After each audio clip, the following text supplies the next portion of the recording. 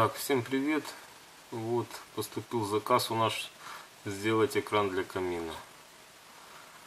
Ну что, у нас накидали мы сами размеры. Тут у нас получается метр 1005 на 800. Эти ушки у нас получается по 350 миллиметров. Вот таких вот оленей взяли, пообрисовывали всех.